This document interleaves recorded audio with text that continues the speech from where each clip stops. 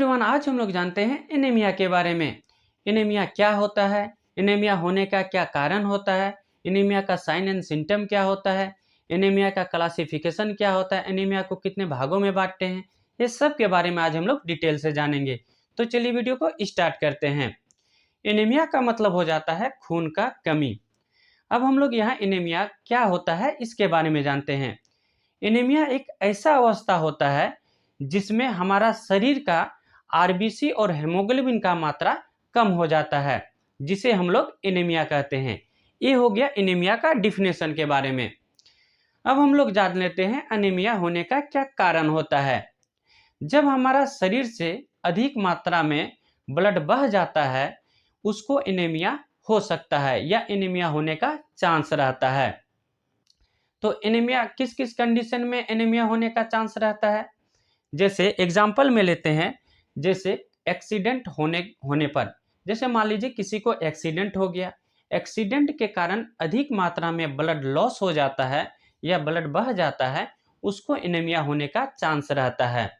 इसके बाद सर्जरी के समय में, सर्जरी जब डॉक्टर किसी को ऑपरेशन करता है, इस सिचुएशन में या इस कंडीशन में अधिक मात्रा में ब्लड अगर लॉस हो जाता है या बह जाता है, तो उसको भी एनीमिया होने का चांस रहता है।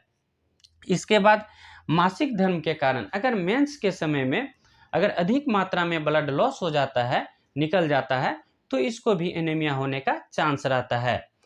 इसके बाद इन्फेक्शन के कारण, शरीर में किसी भी तरह का इन्फेक्शन हो जाता है, उसके कारण भी एनीमिया होने का चांस रहता है। इसके बाद वर्म इन्फेक्शन के कारण, जैसे शरीर में कृमि वगैरह हो जाता है, फीता कृमि वगैरह हो जाता है, इसके कारण भी एनीमिया होने का चांस रहता है। ये हो गया एनीमिया का क्या कारण होता है। इसके बाद हम लोग जान लेते हैं, जैसे मान लीजिए किडनी अगर किसी का खराब हो जाता है या खराब होने लगता है, तो उसको भी एनीमिया होने का चांस रहता है। क्यों चांस रहता है?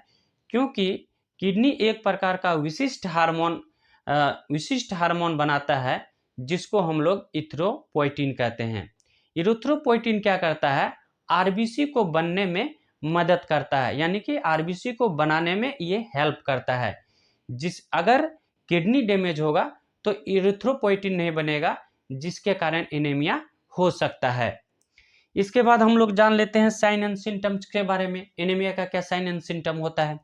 एनीमिया का सबसे पहला सिम्टम्स होता है कमजोरी, शरीर में कमजोरी लगेगा। इसके बाद दूसरा नंबर में थकावट जैसा महसूस होगा। तीसरा नंबर में स्किन जो है हल्का पीलापन जैसा लगने लगेगा। इसके बाद सीने में दर्द होगा। इसके बाद सांस फूलने लगेगा, सांस अधिक मात्रा में जाने लगेगा। इसके बाद हार्ट बीट करेगा, हार्ट जो धड़कन का मात्रा है वो तेजी हो जाएगा, तेज होने लगेगा, कभी कभी धड़कन बढ़ने लगेगा। इसके बाद सर में जो है, माथा में चक्कर आने लगेगा। इसके बाद सांस लेने में दिक्कत होगा, आँख का जो ऊपरी भाग होता है वो सफ़ेद होने लगता है। ये एनीमिया होने का कारण होता है, लक्षण होता है। ये हो गया लक्षण के बारे में। अब हम लोग डिस्कस करते हैं एनीमिया के क्लासिफिकेशन के बारे में। एनीमिया का क्लासिफिकेशन हम लोग 2 टाइप्स में करते हैं, यानी कि एनीमिया को हम लोग 2 भागों में बांटते हैं। पहला मॉर्फोलॉजी के आधार पे, दूसरा इटियोलॉजी के आधार पे। मॉर्फोलॉजी क्या होता है? आरबीसी का जो साइज होता है, कलर होता है, उसके बेसिस पे जो एनीमिया को क्लासीफाई करते हैं, उसको हम लोग मॉर्फोलॉजी कहते हैं। और इटियोलॉजी क्या होता है? इटियोलॉजी काउज के बेस पे हम लोग जो एनीमिया को क्लासीफाई करते हैं, उसको हम लोग इटियोलॉजी कहते हैं। सबसे पहले हम लोग बात करते हैं मॉर्फोलॉजी के बारे में। मॉर्फोलॉजी क्या होता है? जैसे आरबीसी सेल का साइज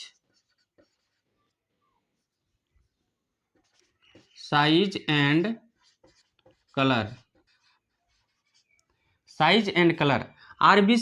आरबीसी सेल का साइज एंड कलर के आधार पे जो एनीमिया को डिफेंड करते हैं, उसको हम लोग मॉर्फोलॉजी कहते हैं। मॉर्फोलॉजी के आधार पे एनीमिया को 3 भागों में बांटा गया है। पहला नॉर्मोसाइटिक नॉर्मोक्रोमिक एनीमिया, दूसरा मैक्रोसाइटिक हाइपोक्रोमिक एनीमिया, तीसरा माइक्रोसाइटिक हाइपोक्रोमिक एनीमिया। सबसे पहले बात हम लोग करते हैं नॉर्मोसाइटिक नॉर्मोक्रोमिक एनीमिया के बारे में। यहाँ जो होता है आरबीसी का सेल का जो साइज होता है उसको हम लोग किस चीज से इंडिकेट करते हैं, उसको हम लोग MCV से इंडिकेट करते हैं। और कलर को किससे इंडिकेट करते हैं, MCSC से कलर को इंडिकेट करते हैं। यानी कि MCV का फुल फॉर्म हो जाता है मीन कॉर्पुस्कुलर वॉल्यूम, और MCSC का फुल फॉर्म हो जाता है मीन कॉर्पुस्कुलर हेमोग्लोबिन कंसंट्रेशन। यहाँ जो है आरबीसी का जो साइज है और कलर है, तो यहाँ क्या है, आरबीसी के मॉर्फोलॉजी के आधार पर 3 भाग में बांटते हैं। तो सबसे पहला भाग क्या है, नॉर्मोसाइटिक नॉर्मोक्रोमिक एनीमिया। यहाँ नॉर्मोसाइटिक का मतलब हो जाता है सेल, ठीक है, और नॉर्मो का मतलब हो गया नॉर्मल। यहाँ क्रोमिक का मतलब हो गया कलर और नॉर्मो का मतलब हो गया नॉर्मल। यानी कि जो साइज है, यानी कि आरबीसी का जो साइज है यानी कि MCV है वह नॉर्मल है, ठीक है, और कलर भी क्या है, कलर भी नॉर्मल है, कलर भी नॉर्मल है, लेकिन काउंट जो है इसका काउंट डिक्रीज है, काउंट डिक्रीज है। तो ऐसे एनीमिया को हम लोग नॉर्मोसाइटिक नॉर्मोक्रोमिक एनीमिया कहेंगे। इसको फिर एक बार समझ लेते हैं। नॉर्मोसाइटिक नॉर्मोक्रोमिक एनीमिया, आरबीसी का जो सेल है, सेल का साइज है वह नॉर्मल है और कलर भी नॉर्मल है, लेकिन संख्या कम है।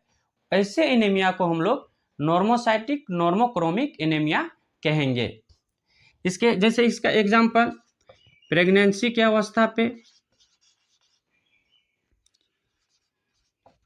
प्रेगनेंसी की अवस्था पे, इसके बाद एक्यूट ब्लीडिंग में,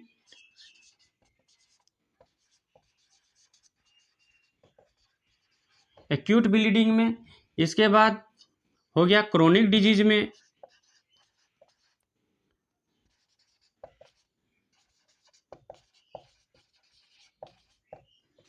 क्रोनिक डिजीज में। ये जो नॉर्मोसाइटिक नॉर्मोक्रोमिक एनीमिया प्रेगनेंसी की अवस्था में, एक्यूट ब्लीडिंग में, क्रोनिक डिजीज के अंतर्गत होता है। अब हम लोग बात कर लेते हैं यहाँ मैक्रोसाइटिक हाइपोक्रोमिक एनीमिया के बारे में।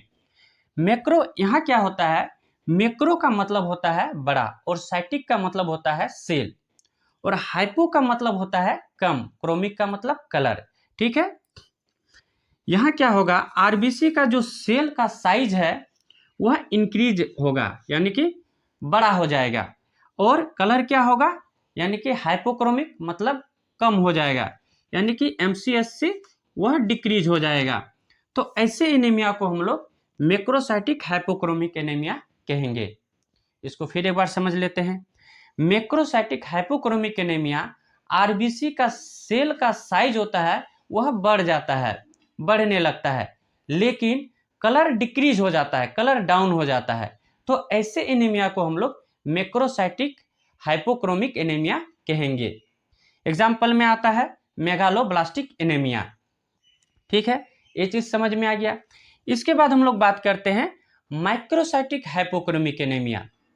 यहाँ क्या होता है, माइक्रो का मतलब होता है छोटा, और साइटिक का मतलब हो गया सेल, हाइपो का मतलब हो गया कम, और क्रोमिक का मतलब हो गया कलर, ठीक है। तो यहाँ माइक्रो हो गया, माइक्रो मतलब स्मॉल, यानी कि MCV जो है, MCV क्या होगा, यह डिक्रीज हो जाएगा, और क्रोमिक मतलब यानी कि कलर भी MCSC क्या होगा, डिक्रीज हो जाएगा, MCSC डिक्रीज हो जाएगा और MCV डिक्रीज हो जाएगा।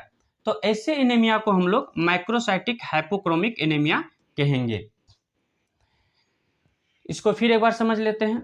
आरबीसी का जो सेल का साइज होता है वह कम हो जाता है, यानी कि कम होने लगता है, और कलर भी कम होने लगता है। तो ऐसे एनीमिया को हम लोग माइक्रोसाइटिक हाइपोक्रोमिक एनीमिया कहेंगे। इसके अंतर्गत क्या आता है, जैसे आयरन डिफिशिएंसी एनीमिया, आयरन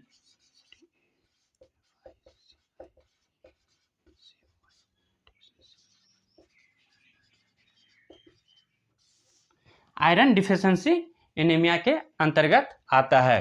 तो के बारे में हम लोग नेक्स्ट वीडियो में डिस्कस करेंगे। तो आई होप वीडियो आप लोग को अच्छा लगा होगा। अच्छा लगे तो वीडियो को लाइक, सब्सक्राइब, कमेंट कर दीजिएगा। अगर समझाने का तरीका अगर सही लगे तो वीडियो को सब्सक्राइब कर दीजिएगा, लाइक कर दीजिएगा और शेयर कर दीजिएगा। थैंक यू, धन्यवाद।